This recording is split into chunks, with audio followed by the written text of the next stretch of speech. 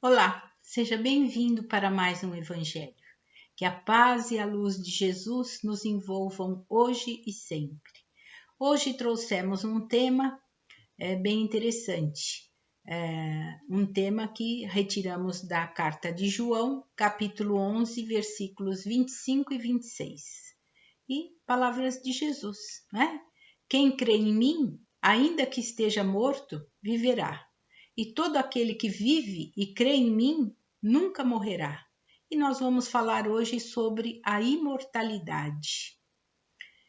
E Chico Xavier nos tem uma frase interessante que nos diz assim: devemos aceitar a chegada da chamada morte, assim como o dia aceita a chegada da noite, tendo confiança que em breve de novo há de raiar o sol. Belas palavras de Chico, porque a imortalidade, né? Nós vivemos para sempre. Nós somos espíritos imortais. Nascer e morrer faz parte de um processo natural da nossa vida. Mas por que temos tanta dificuldade ainda em aceitar a morte? Não é? Tão difícil muitas vezes para muitos de nós.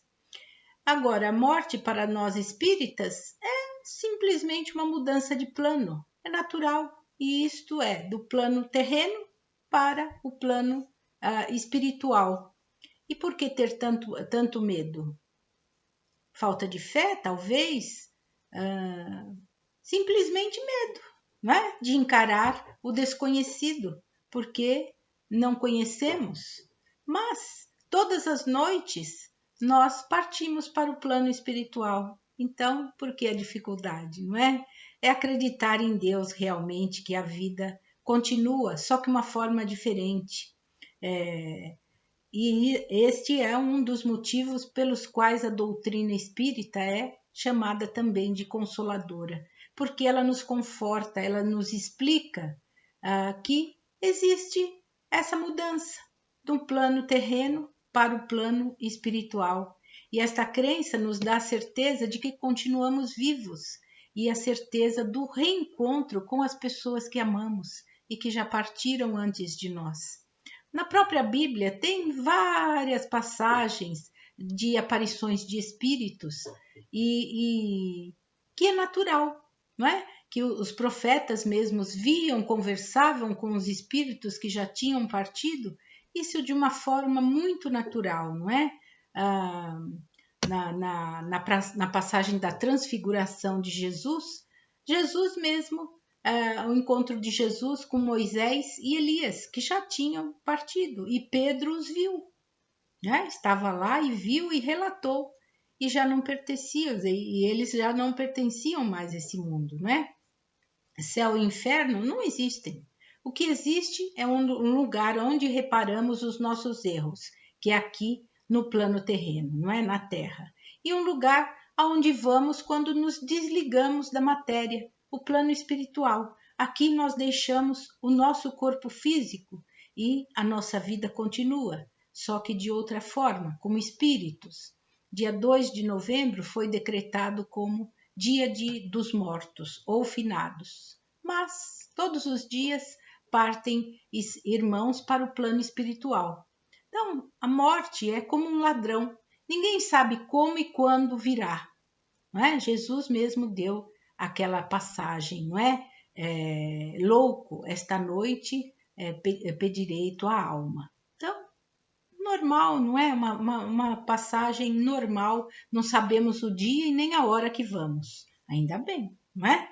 Mas o ideal é sempre estarmos preparados, vivendo como nos preparamos? Vivendo como se fosse o último, aproveitando integralmente o nosso tempo, a nossa estada no plano terreno, não é? Nos esforçando, nos disciplinando, procurando nos melhorar, corrigindo nossas atitudes do nosso dia a dia, a nossa maneira de encarar a vida, os nossos medos, enfim, procurando realmente nos disciplinar, vivendo como se fosse o último dia, de acordo com as leis de Deus, que tanto nos ensinam, e que aí já estaremos preparados o dia que chegar o nosso momento.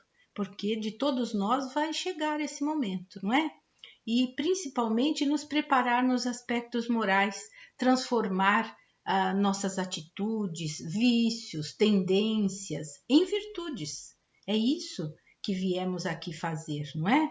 E assim retornaremos ao Pai com a consciência tranquila de que fizemos tudo aquilo que podíamos fazer para nos melhorar como seres, não é? Tem um provérbio chinês que diz assim: quando nasceste, todos sorriam, só tu choravas. Vive de tal forma que quando morreres, todos chorem e só tu sorrias, né? Essa é a beleza da vida, porque afinal de contas, se tivermos uma passagem aqui na Terra que as pessoas vão nos lembrar com alegria, com emoção de que fizemos a nossa parte, que ajudamos outras pessoas a se melhorarem também, não só nós, vamos já ter feito a nossa parte. E aí já vamos estar preparados para fazer a nossa grande viagem, não é? Quando a morte se faz presente em nossas famílias, levando principalmente os jovens antes dos velhos, dizemos muitas vezes que Deus não é justo, mas não é verdade, isso não é verdade, porque cada um de nós, no momento da nossa reencarnação, trouxemos um prazo estipulado por Deus que devemos acatar com respeito e humildade. Se aquele partiu jovem, é porque chegou a sua hora. É muito triste, sabemos que é muito triste. Se aquele partiu mais velho, sabemos que ele tinha que viver tudo aquilo. Então, a morte prematura é um desígnio de Deus, assim como a morte dos mais velhos também. Então, aceitemos isso como fato, como lei divina, que é a nossa vida aqui na Terra, não é? E a morte prematura, ela não é uma fatalidade, é um benefício concedido pela misericórdia de Deus àquele que se vai. Porque se prolongasse a vida daquele ser, ele poderia cometer desatinos que só agravaria a sua própria evolução. Então Deus é justo, é misericordioso. Aceitemos isso com muito respeito e muita humildade. Mas mesmo tendo fé em Deus, reagimos negativamente à morte, não é? Mas por quê? Porque muitas vezes não temos a compreensão das leis divinas e aí faz com que não entendamos esses desígnios dele e aí temos essa ideia da morte como um caráter assustador e não é nada disso, é natural. Então procuremos encarar também com naturalidade, não é? É difícil, sabemos que é difícil, então choremos a perda temporária, não é? Nós falamos perda, não é? Mas não é perda, é uma passagem somente, porque afinal de contas, eles vão fazer a evolução deles num outro plano e nós continuaremos fazendo a nossa aqui e eles vão vir nos visitar quando tiverem condições, não é? E nós também, quando tivermos condições, no momento que dormimos, nós também vamos ter com eles, vamos nos rever novamente, não é? Então, procuremos aceitar normal. Se sentimos vontade de chorar a ausência dos nossos entes queridos, choremos sim, não tem nenhum problema. A única coisa que não devemos fazer, o que não é conveniente, por desrespeito à vontade de Deus, é aquele choro de revolta, de lamentação. Esse não, porque acaba prejudicando até os nossos entes queridos que partiram, porque eles também têm saudades, eles também sentem saudades, assim como nós, e queriam estar aqui assim como nós queríamos estar juntos. Então, por isso, não devemos nos revoltar, não é? E nem ficar lamentando. Pelo contrário, deixemos que sigam em paz Agora, como conseguir essa consolação ante a perda de pessoas amadas? Tendo fé em Deus e compreendendo suas leis, saberemos que essa separação não é eterna, é apenas uma breve separação, não é? Porque continuamos na lembrança, vivos, né? Na lembrança das pessoas que nos amaram, pois elas sentem a nossa falta assim como nós. Então, oremos por elas no nosso Evangelho e procuremos dar-lhes uma vibração assim com muito amor, mandando muito amor, muita luz e muita paz, para que assim possamos também ficar em paz também. 2 motivos para não cultivarmos a tristeza. Sentimos saudades e não estamos mortos. Nossos amados não estão mortos e sentem saudades também, não é? Então, oremos e deixemos que cada um continue a sua jornada evolutiva.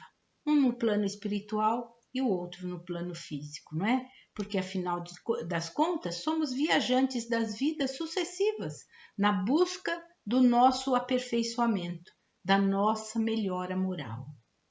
Então tem uma história bem interessante, narra uma antiga lenda árabe que um rabi religioso dedicado vivia muito feliz com sua família, esposa admirável e 2 filhos. E ele foi para uma dessas conferências, não é? Da sua religião, e o rabi empreendeu longa viagem. E ele ficou ausente do lar por vários dias.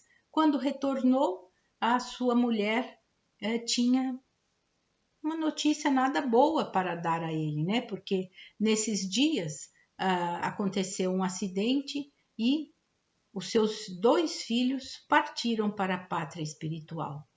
Aí a mulher sentiu o coração dilacerado pela dor e como ela iria dar aquela notícia ao seu marido que já tinha problemas cardíacos, não é? Então lembrou-se da prece, da oração, pedindo a Deus orientação, auxílio para resolver aquela difícil questão. Aí quando ele retornou ao lar, abraçou a esposa e logo perguntou pelos filhos. E ela, vá tomar seu banho, que depois nós conversamos, está tudo bem. E logo ela falaria sobre os 2 rapazes. E aí quando ele voltou, ele queria saber dos filhos e ela disse que aconteceu algo e notei que você está abatida, mas eu gostaria que resolvêssemos juntos. Enquanto você esteve ausente, um amigo nosso visitou-me e deixou 2 joias de valor inestimável para que as guardasse. São joias muito preciosas, jamais vi algo tão belo. E o problema é esse, ele vem buscá-los, não é? E eu não estou disposta a devolvê-los. Me afeiçoei a eles, amo essas joias, não é? O rabi não entendeu, falou, mulher, não estou entendendo o seu comportamento, você nunca foi de cultivar vaidades, por que isso agora? É que nunca havia visto joias assim, são maravilhosas. Podem até ser, mas não nos pertencem, temos que devolvê-las, disse o rabi, mas eu não consigo aceitar a ideia de perdê-las. E o rabi respondeu com firmeza, ninguém perde o que não possui, retê-las equivaleria a roubo. Vamos devolvê-las, eu a ajudarei, e iremos juntos devolvê-las hoje mesmo. Pois bem, meu querido, seja feita a sua vontade, disse a mulher. O tesouro será devolvido. Na verdade, isso já foi feito. As joias preciosas eram nossos filhos. Deus os confiou à nossa guarda, e durante a sua viagem veio buscá-los, não é? Eles se foram. O rabi compreendeu a mensagem, abraçou a esposa e juntos choraram copiosamente, não é?